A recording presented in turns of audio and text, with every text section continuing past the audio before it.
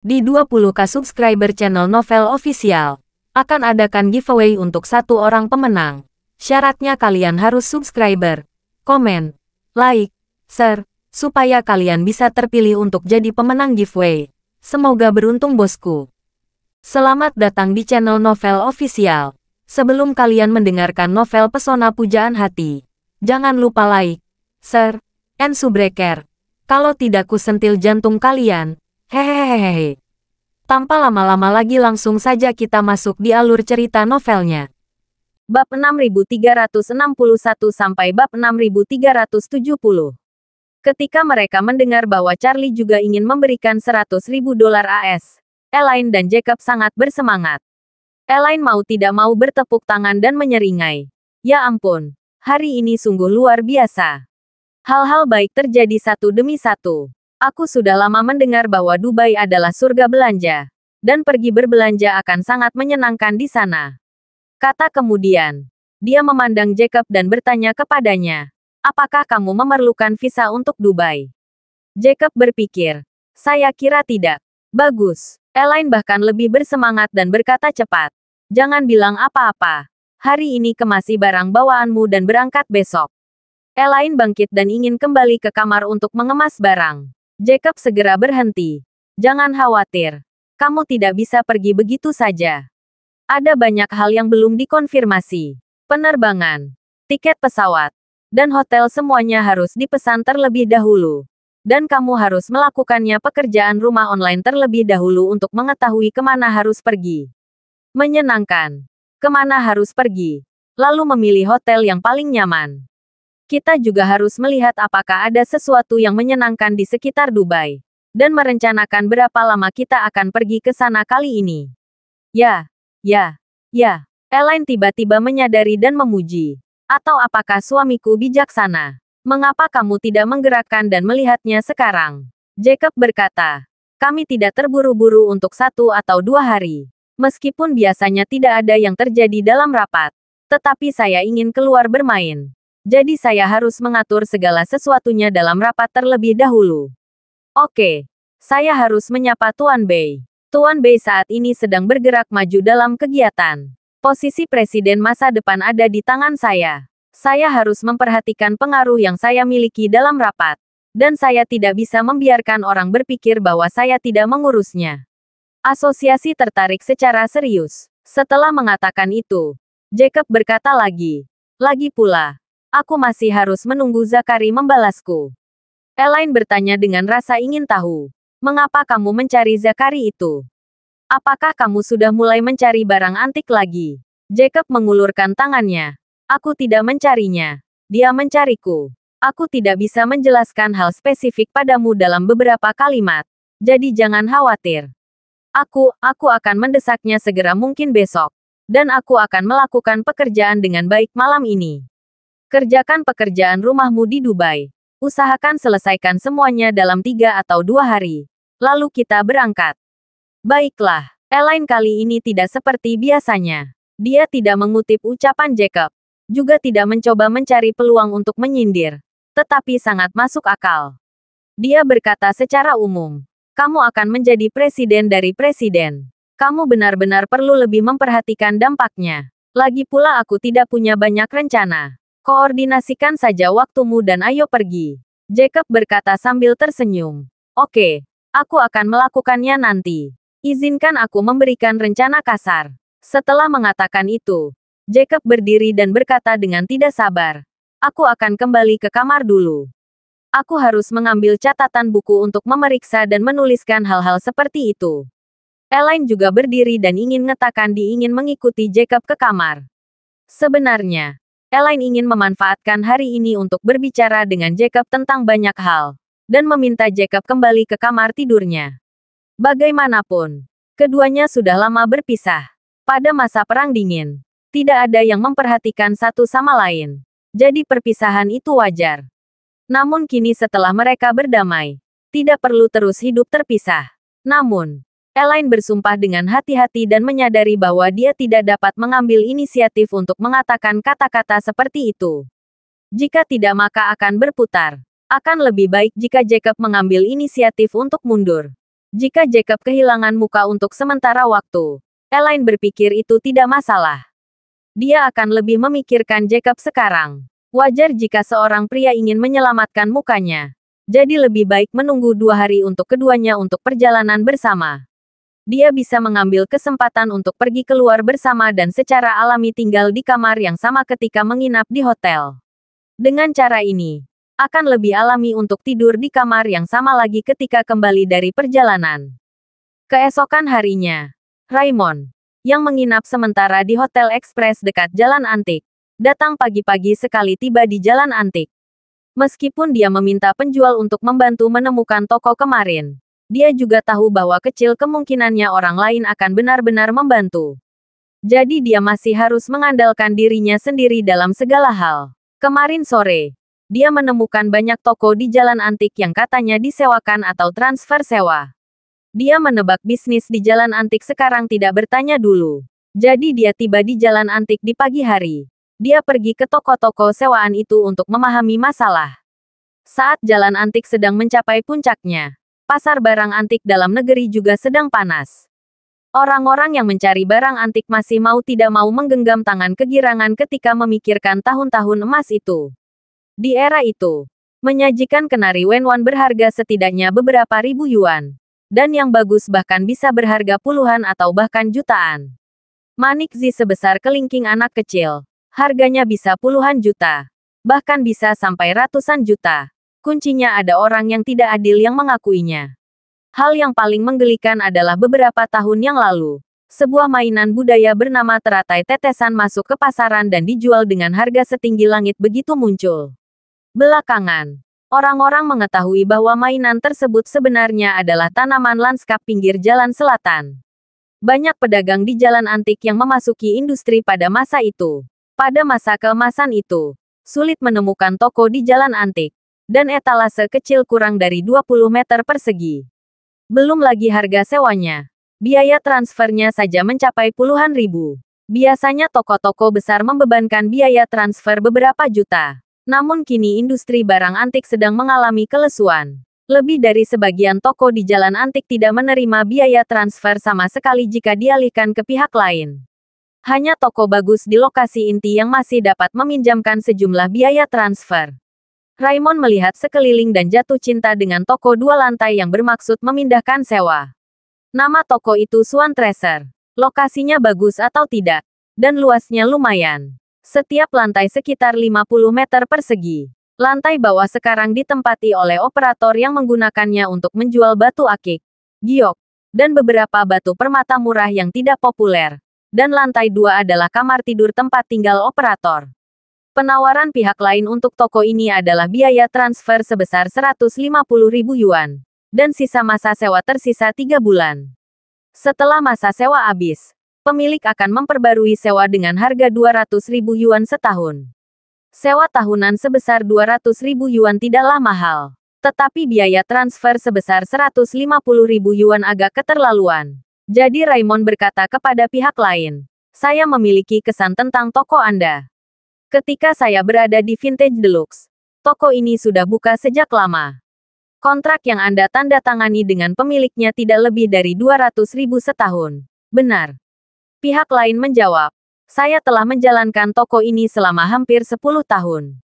Saya pertama kali mengambil alih. Saya membayar biaya transfer sebesar 300.000 kepada penyewa sebelumnya. Dan sewanya adalah 250.000 setahun. Kemudian, toko bisnis tidak berjalan dengan baik, dan harga sewa terus meningkat. Turun menjadi 180.000. Tetapi pemilik rumah sekarang bersedia dan berencana menaikkan harga sewa menjadi 200.000. Saya benar-benar tidak ingin berbisnis lagi. Jadi saya tidak ingin memperbarui kontraknya. Biaya transfer 300.000 saat itu sekarang diskon 50%. 150.000 datang dengan sewa 3 bulan. Yang sudah merupakan harga yang sangat rendah. Raymond mengangguk. Meskipun pihak lain mengatakan kata-katanya akurat, dia tidak mengungkapkan keaslian kata-kata pihak lain. Satu-satunya hal yang membuatnya ragu adalah ini nilai toko saat ini. Biaya transfer asli hanya mewakili harga pasar asli. Dan harga saat ini tidak ada ketentuan dengan biaya transfer asli. hanya terkait dengan nilai pasar saat ini. Logikanya sama dengan saham. Dilihat dari situasi bisnis saat ini di Jalan Antik, mustahil toko sekecil itu menerima biaya transfer sepeser pun. Alasannya juga sangat sederhana. Ketika bisnis sedang tidak berjalan baik, banyak toko mereka yang merugi. Sebagian besar usahanya belum habis masa berlakunya karena masa sewa dan sewanya belum habis. Sehingga mereka hanya bisa bertahan sambil mencoba menyewakan kembali. Sekaligus siap jika tidak ada yang mengambil alih. Hanya bisa bertahan sampai saat terakhir. Tapi begitu masa sewa berakhir, dengan situasi operasi saat ini yang merugi, mereka pasti tidak akan bisa menandatangani sewa 1 tahun dengan pemiliknya. Dan mereka harus berkemas dan pergi, menyerahkan tokonya kembali ke pemiliknya sebagai ganti berada di tangan tuan tanah, titipan di tangan. Jika mereka meminta biaya transfer sekarang, pada dasarnya mereka memiliki mentalitas bahwa mereka bisa lolos begitu saja. Setelah sewa mencapai bulan terakhir, mereka dengan sendirinya akan melepaskan fantasi biaya transfer yang tidak realistis. Ketika Raymond melihat tidak banyak barang di toko lain, dia tahu bahwa bosnya pasti sudah memasuki tahap membuang barang. Dia akan menjual apapun yang dia bisa, tidak peduli berapa kali. Tetapi sangat tidak mungkin dia menghabiskan lebih banyak uang untuk membeli barang. Faktanya, Raymond tidak kekurangan uang. Biaya transfer lebih dari 100.000 yuan adalah setetes air baginya. Namun, ia juga tahu betul bahwa di kawasan seperti Jalan Antik yang menjadi pusat pertokoan, tidak ada rahasia satu sama lain.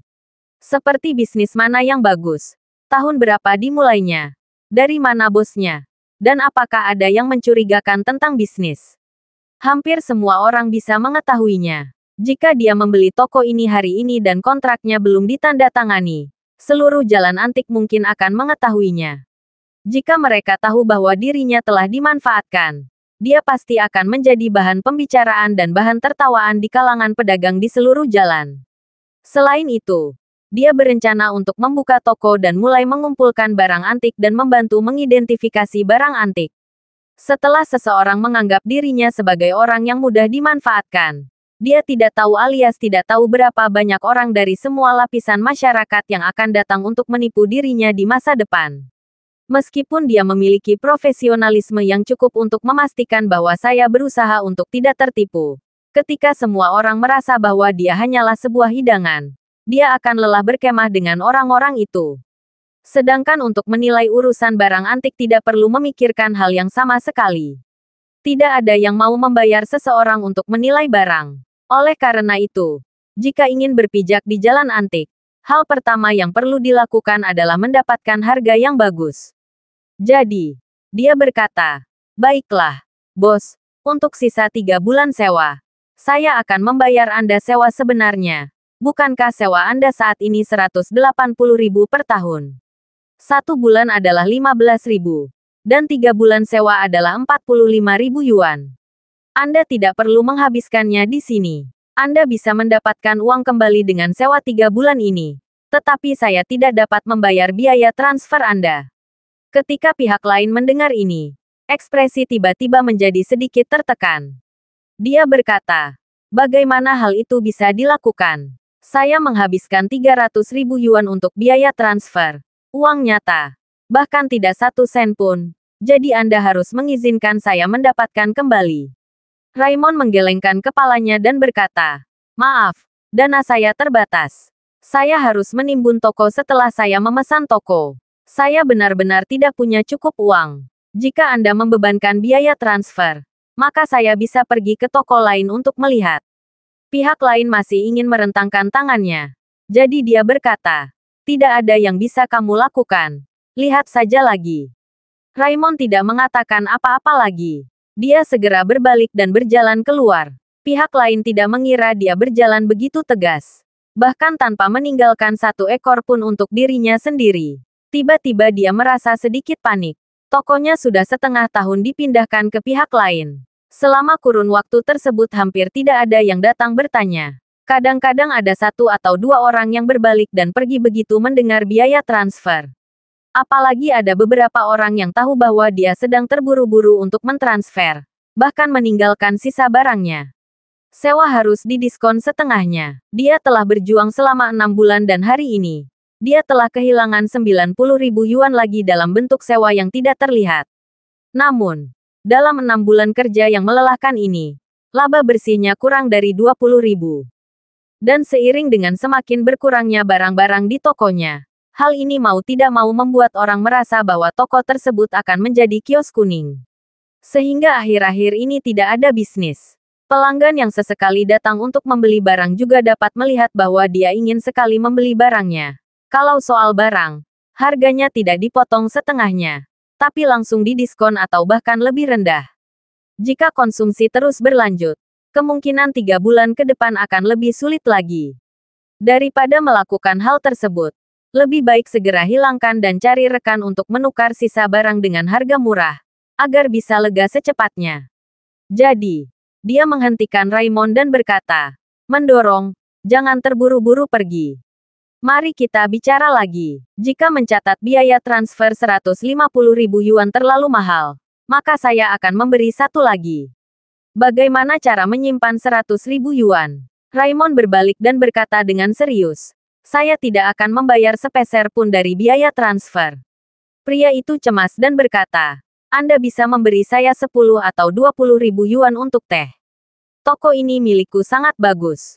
Kamu pasti bisa mengambil dan menghasilkan uang. Raymond berpikir dan berkata, baiklah, jika kamu bisa mengosongkan toko untukku hari ini, aku akan memberikan 5.000 yuan sebagai kerja keras biayanya. Dan saya akan memberi Anda 50.000 yuan untuk sisa sewa 3 bulan. Tidak ada yang tersisa untuk Anda. Jika menurut Anda tidak apa-apa, hubungi pemilik rumah sekarang untuk menandatangani kontrak. Selain itu, segera kemasi barang-barang Anda dan cari truk untuk mengambilnya. Jika pemberitahuan tidak apa-apa, maka saya akan langsung pergi. Setelah itu, Raymond berkata lagi, sejujurnya, jika aku melihat-lihat lagi, aku pasti akan menemukan toko yang lebih cocok daripada milikmu. Tapi itu berbeda untukmu. Kamu duduk di sini dan menunggu dengan bodoh. Tapi kamu tidak bisa menunggu pelanggan yang tulus sepertiku. Dalam keadaan seperti ini, jika kamu masih bertekad dan tidak mau memotong daging, maka kamu harus bersiap untuk mendapatkan hasil akhir. Kata-kata Raymond tiba-tiba membuat lawannya sakit hati. Dan dia mengutuk dan berkata, saya akurasi lebih dari 10 tahun yang lalu. Stok minyak masih tertahan hingga saat ini. Saat tiba waktunya untuk memotong daging, aku enggan melakukannya. Aku bisa saja menghemat sepasang celana. Tapi pada akhirnya aku malah kehilangan uang. Setelah itu, dia mengumpulkan gigi dan berkata, dia berseru, lupakan saja. Lakukan saja apa yang kamu katakan. Aku akan mendapatkan 50.000 yuan untuk hari ini. Raymond mengangguk. Kalau begitu kamu menghubungi pemilik dan menandatangani kontrak bersama. Pemiliknya belum datang. Jadi Raymond mengambilnya. Berita tentang toko ini telah menyebar seperti api di jalan antik. Yorick dari Vintage Deluxe tidak menyangka Raymond akan segera melakukannya. Jadi dia menjadi sedikit cemas. Jadi dia segera menelepon Zakari. Begitu panggilan masuk, dia berkata dengan tidak sabar, Saudara Ermau. Lelaki tua Raymond itu Liang Yun bergerak terlalu cepat. Oke. Pagi ini, dia memutuskan untuk pergi ke toko. Apakah Anda punya berita tentang barang-barang yang saya minta Anda temukan? Zakari tidak menyangka Raymond begitu efisien. Jadi dia berkata, jangan tinggalkan dulu. Aku cemas. Aku mencari seseorang untuk bertanya. Level Raymond lebih tinggi darimu. Dan dia mungkin tidak berada di bawahku. Sulit menemukan sesuatu yang bisa membuatnya takut. Setelah itu, dia bertanya lagi. Toko mana yang memperoleh Raymond? Yorick memohon. Saya mendapatkan Swan Treasure. Dikatakan bahwa dia tidak membayar 1 sen pun untuk biaya transfer. Oh. Zakari berkata dengan beberapa kejutan. Bos Swan Treasure sangat bau dan tangguh sehingga dia memindahkan tokonya ke Swan Treasure bahkan tanpa membayar sepeser pun biaya transfer. Raymond beruntung. Yorick berkata, itu benar. Dikatakan bahwa dia memberi bos Swan Treasure 5.000 yuan untuk biaya pindahan dan menyuruhnya mengemasi barang-barangnya dan keluar hari ini. Bukankah ini pelanggaran? Bos Swan Treasure bahkan tidak memukulinya. Lumayan. Dia sebenarnya menyetujuinya. Orang bernama Raymond ini punya sesuatu. Zakari menghela napas dan berkata, "Ayo, aku akan pergi ke jalan antik nanti siang dan bertemu Raymond sebentar." Agar tidak kehilangan sisa 3 bulan sewa, bos toko Swan Treasure menemukan pemiliknya secepat mungkin. Dan kemudian memanggil beberapa rekannya untuk menyalurkan barang tersebut. Memotong daging selalu merupakan keputusan yang sulit untuk dibuat. Tetapi selama Anda mengambil keputusan dan kedalaman pisaunya, tidak ada yang tidak bisa dipotong. Pemiliknya sangat senang. Lagi pula, dia telah menemukan tempat untuk rumah berikutnya. Kalau tidak, jika tidak ada yang mau terus menyewa properti ketika penyewa saat ini habis masa berlakunya, dia harus berjuang untuk menemukan penyewa dan kehilangan 1 hari menyewa. Jadi setelah dia tiba, dia segera menandatangani perjanjian dengan kedua orang tersebut yang mengakui verifikasi sisa 3 bulan sewa, dan menandatangani kontrak baru dengan Raymond. Raymond tidak perlu segera membayar uang. Dia hanya perlu membayar ketika masa sewa 3 bulan sudah habis. Cukup transfer uang sewa kepada pemiliknya sebelum masa sewa baru dimulai. Usai menandatangani perjanjian, rekan-rekan yang posisinya sama dengan toko Swan Treasure di Jalan Antik berbondong-bondong mendatangi tempat tersebut. Pedagang di sini suka pergi ke toko rekannya untuk melakukan inventarisasi. Ketika rekan tersebut memutuskan untuk tidak menjalankan usahanya lagi, atau bahkan berencana untuk tidak lagi menjual sisa barang secara pribadi, berarti dia menerima barang clearing kepada rekan-rekannya dengan harga yang lebih rendah dari harga pokoknya. Jika Anda membeli sesuatu seharga 100 yuan, seringkali Anda bisa mendapatkannya dengan harga 70 atau 80 yuan, yang jauh lebih hemat biaya daripada pergi ke tempat lain untuk membeli barang itu sendiri. Bos melihat rekan-rekannya datang dan membereskan semua barang dalam waktu kurang dari setengah jam.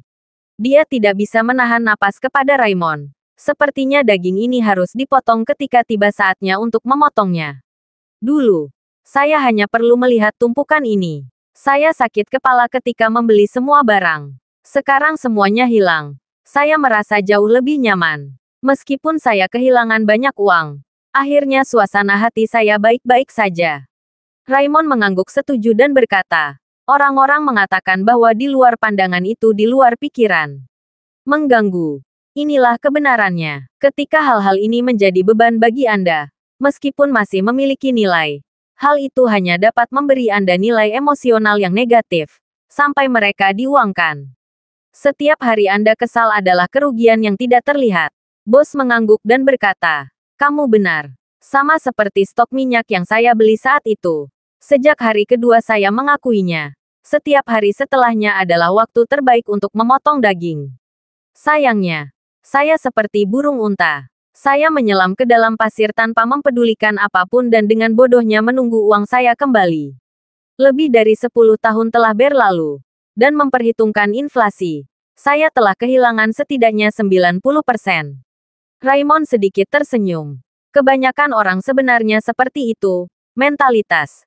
Ragu-ragu dan selalu memegang ilusi yang tidak realistis. Orang-orang seperti itu sebenarnya tidak cocok untuk berinvestasi dan tidak akan pernah bisa memahami waktu untuk menghentikan kerugian dan mengambil keuntungan.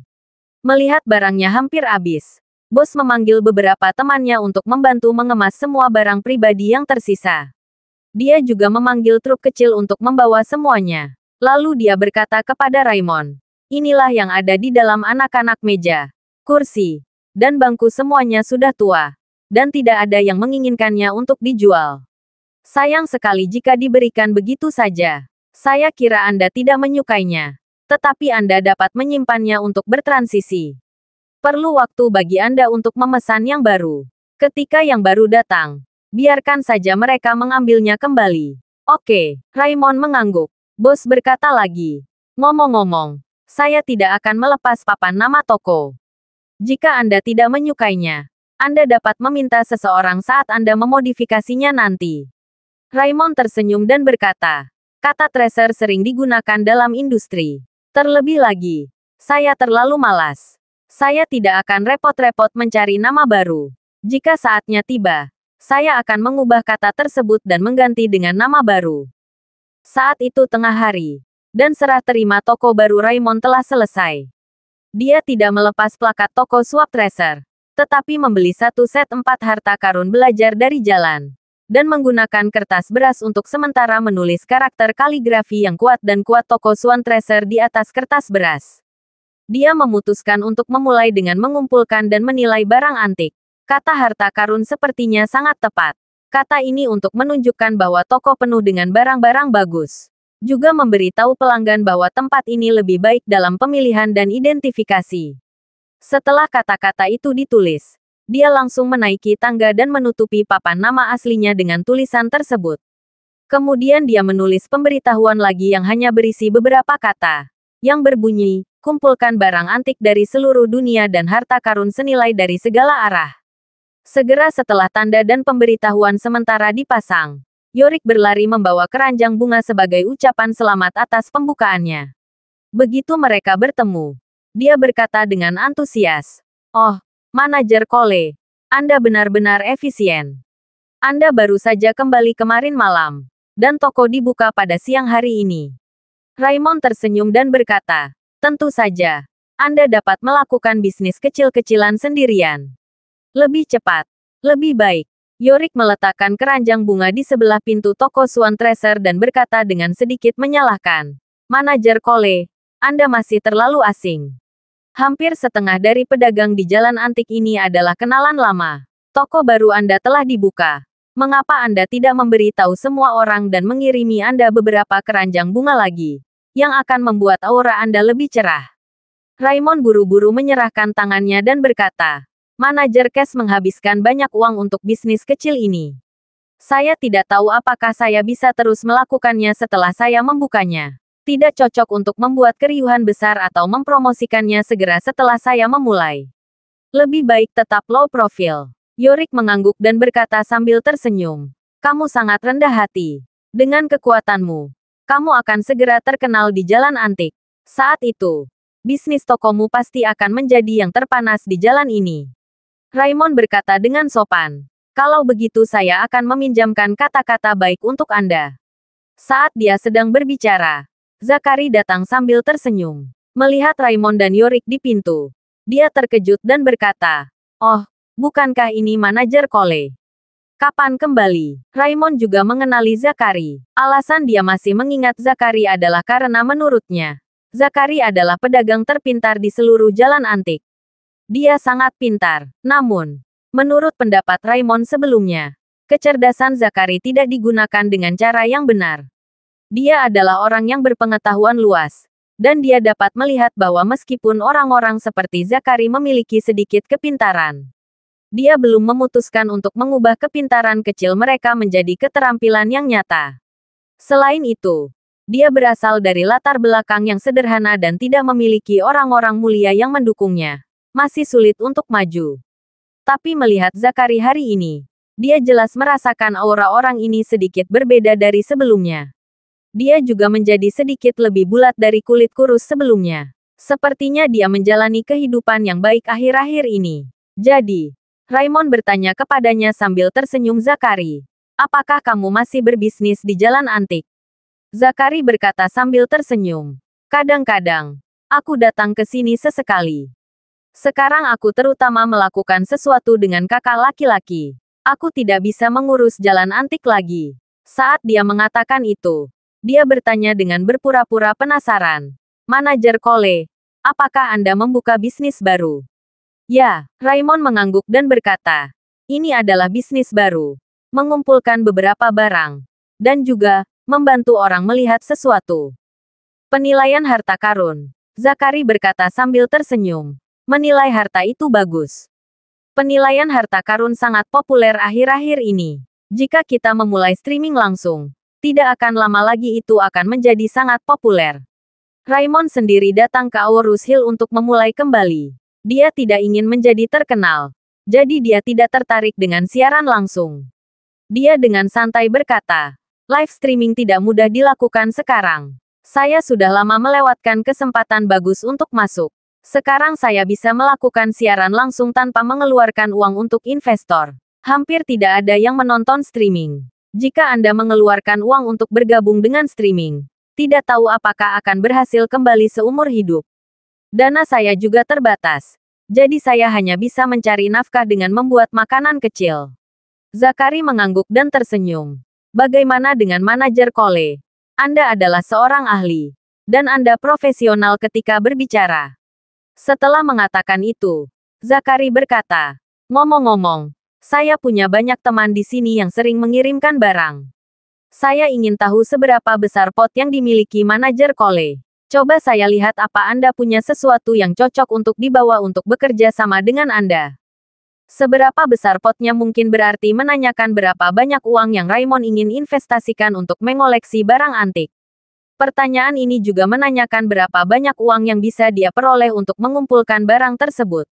Raymond berkata dengan rendah hati, saya telah bermain-main selama periode ini dan belum menabung banyak uang. Saya hanya memiliki total beberapa ratus ribu.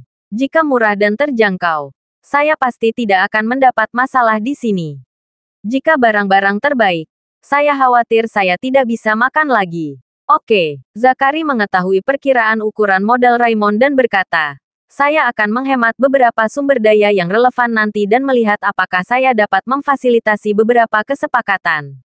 Raymond berkata, dia mengangkat tangannya dan berkata, terima kasih Zakari. Zakari tersenyum dan menyerahkan. Dan berkata kepada Yorick, manajer cash. Tolong bantu saya menyiapkan keranjang bunga untuk manajer Cole.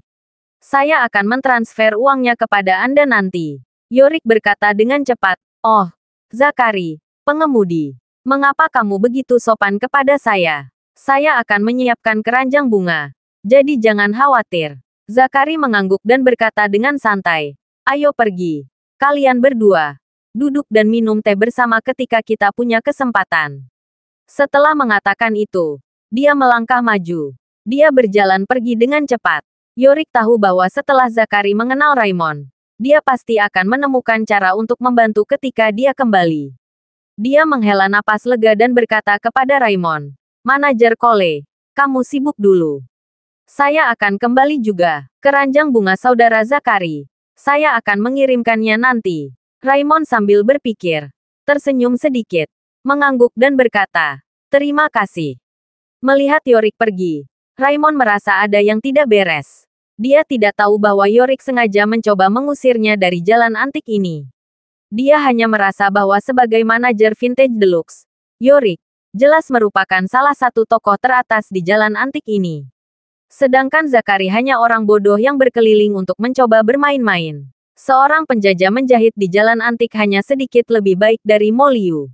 Bagaimana bisa Yorick menemukan saudara Zakari? Mungkinkah Zakari ini sedang mendapat masalah akhir-akhir ini? Memikirkan hal ini, dia merasa kemunculan Zakari di sini sepertinya agak disengaja.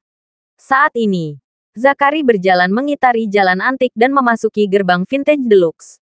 Begitu dia memasuki Vinatage Deluxe, Yorick segera mengundangnya ke ruang tamu VIP di belakang. Kemudian bertanya dengan tidak sabar, saudara Zakari, apa kabar? Apakah Anda punya rencana? Zakari berkata dengan tenang.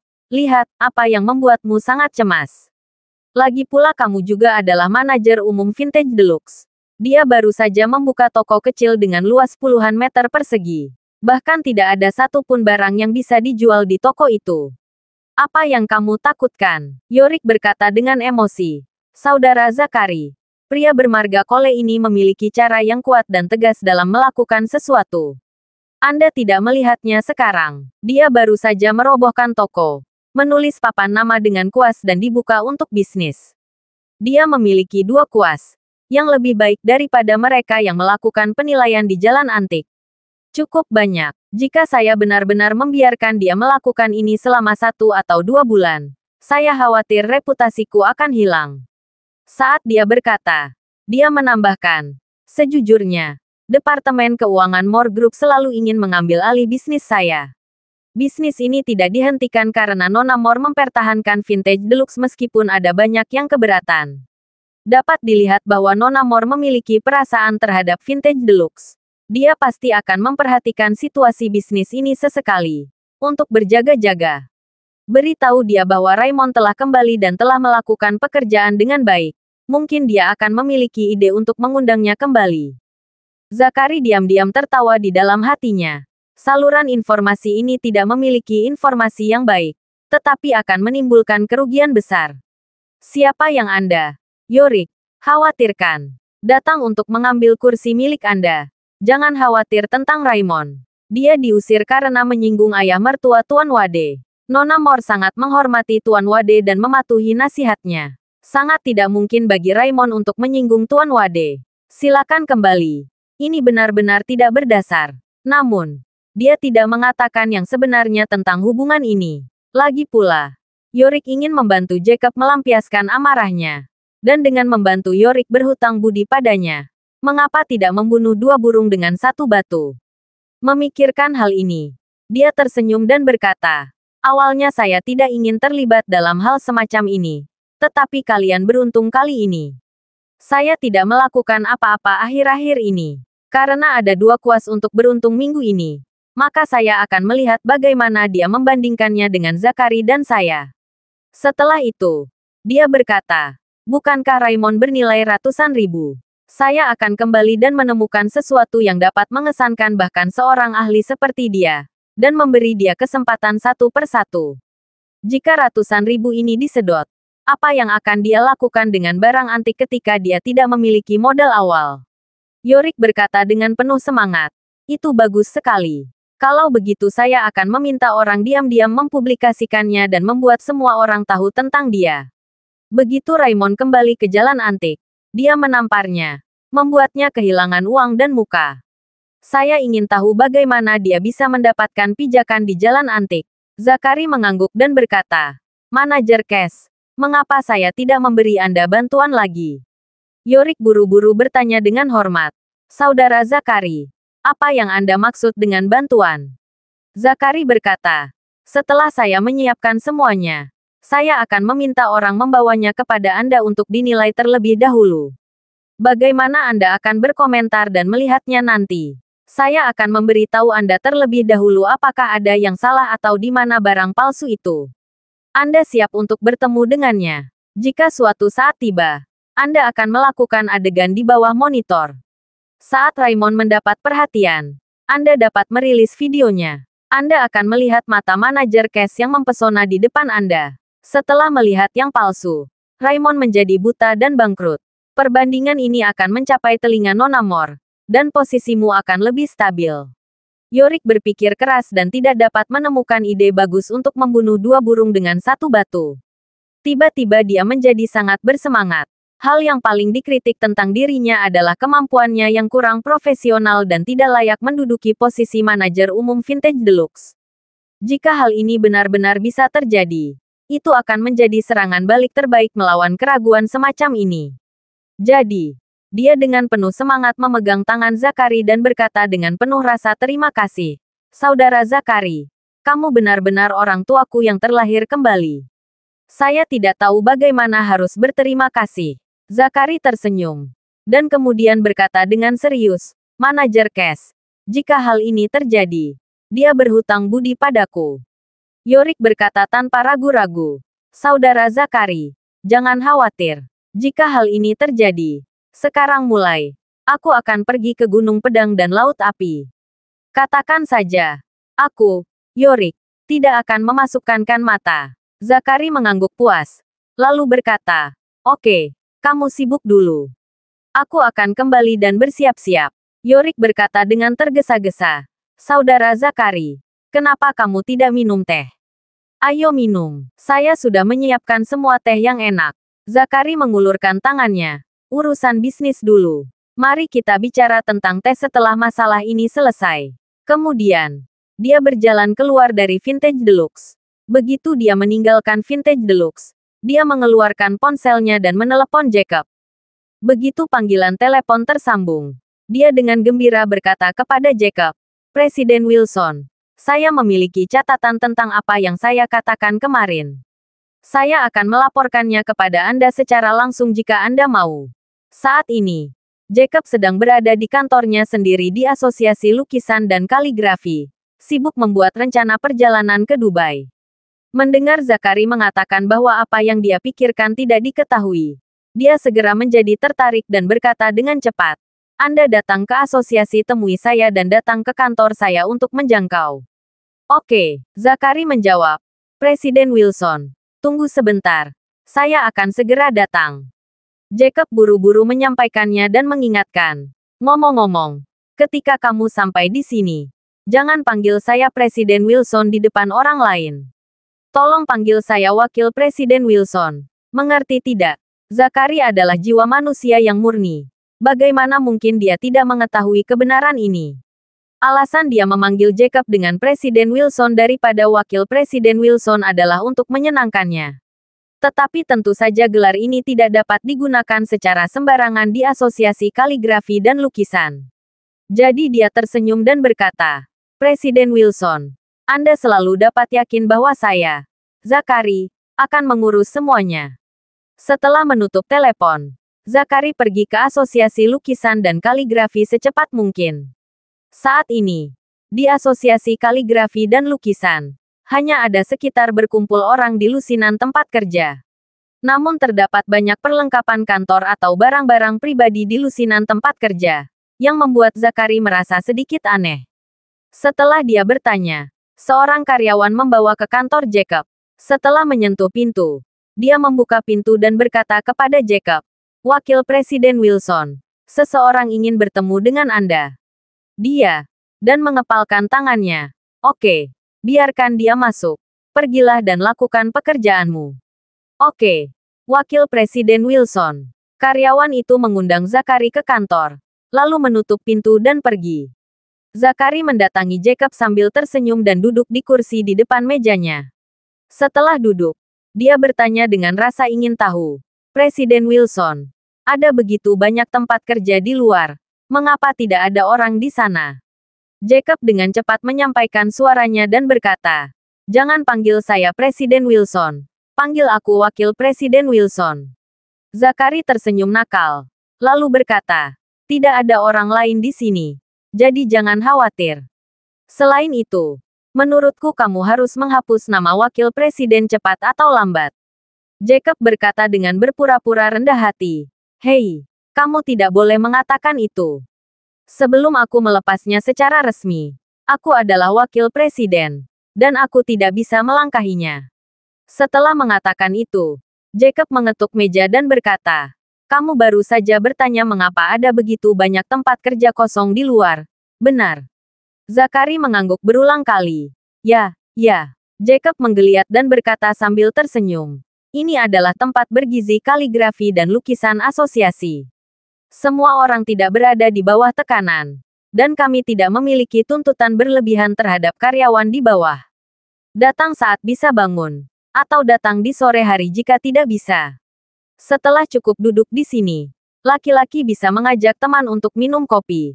Dan wanita bisa mengajak pacarnya pergi berbelanja.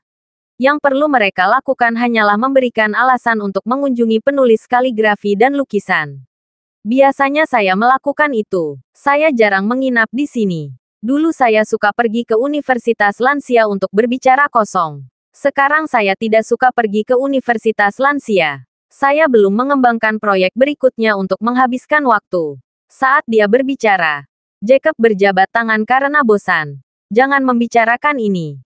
Saya sangat kesal. Mari kita bicara tentang proyek yang kamu sebutkan. Bagaimana kamu melakukannya? Zachary tersenyum dan berkata dengan cepat.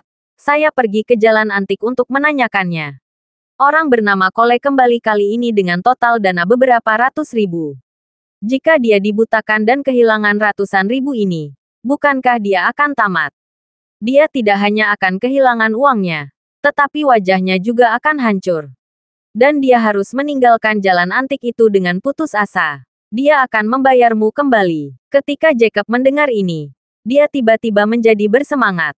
Kemarin putrinya dan Charlie juga mengatakan bahwa dia bisa masuk dengan memukuli seseorang. Dia sekarang adalah wakil presiden eksekutif Asosiasi Kaligrafi dan Lukisan dan pesaing paling dominan untuk presiden berikutnya. Jika dia terluka karena memukuli seseorang atau mempekerjakan seorang pembunuh, jika dia ditangkap, Asosiasi Kaligrafi dan Lukisan pasti tidak akan mempertahankan dirinya. Namun metode Zachary jauh lebih baik. Tidak hanya dia tidak perlu memikul tanggung jawab apapun, tetapi juga lebih merugikan Raymond. Bahkan jika membiarkan dirinya menamparnya 2 kali, itu tidak ada artinya. Melihat dia kehilangan semua uang dan reputasinya akan membuatnya merasa lebih bahagia. Memikirkan hal ini, dia segera bertanya kepada Zakari. Apakah ada sesuatu yang dapat memastikan bahwa orang dengan nama keluarga Cole pasti akan memenangkan perhatian? Zakari berkata dengan sangat hati-hati. Presiden Wilson, jika Anda ingin mengatakan sesuatu yang pasti akan memukul mata dengan nama keluarga Cole, saya dapat memberitahu Anda tidak ada jaminan, tetapi saya dapat menemukan orang yang menghubungi ahli curang. Jacob bertanya dengan rasa ingin tahu, apa yang kamu maksud dengan orang yang datang ke ahli curang? Zakari menjelaskan, terlalu banyak barang palsu di industri barang antik, dan dijual di warung pinggir jalan. Barang antik dan salinan diwarisi dari nenek moyang atau hanya digali dari lokasi pembangunan. Semuanya adalah hasil kerajinan tangan yang diasamkan dan sudah tua. Itu adalah bentuk penipuan yang paling rendah. Mereka dirancang untuk menipu orang bodoh. Mereka digunakan di jalan-jalan antik untuk menipu orang asing atau mereka yang tahu sedikit. Pecinta bulu. Itu level lain. Selain itu, ada beberapa ahli pemalsuan yang keluar dalam membuat barang palsu untuk menipu pemain besar yang kaya dan bahkan ahli. Saat dia berbicara, Zakari berkata lagi, keterampilan pemalsuan master semacam ini sangat realistis. Mereka biasanya pertama kali menemukan tiruan tinggi dari sesuatu dari dinasti Tang, Song, Yuan dan Ming di zaman modern atau bahkan dinasti Qing pertengahan dan akhir. Dan kemudian mengubahnya menjadi produk terbaik yang sesuai dengan karakteristik periode tersebut. Seperti menggunakan Qing tiruan dari dinasti Yuan. Porselen. Berpura-pura menjadi porselen dinasti Yuan. Sesuatu yang harganya mahal puluhan ribu, tiba-tiba berubah menjadi ratusan atau puluhan juta. Yang paling berkuasa adalah mereka yang menggunakan Chenghua Dacai tiruan dinasti Qing untuk menyamar sebagai Chenghua Dacai asli. Zakari melanjutkan dengan dahi yang cerah. Presiden Wilson, berpikirlah. Jika kita dapat menemukan sesuatu seperti ini, kita dapat membawa ke Raymond dan meminta ratusan ribu. Ketika Raymond melihatnya, kawan, ini sangat berharga setidaknya 1 juta. Jika dia benar-benar mengambilnya, mari kita cari cara untuk mengeluarkannya. Katakan saja benda itu palsu. Bukankah dia akan menghancurkannya begitu saja? Terima kasih sudah mendengarkan cerita novel Pesona Pujaan Hati. Sampai jumpa di novel selanjutnya.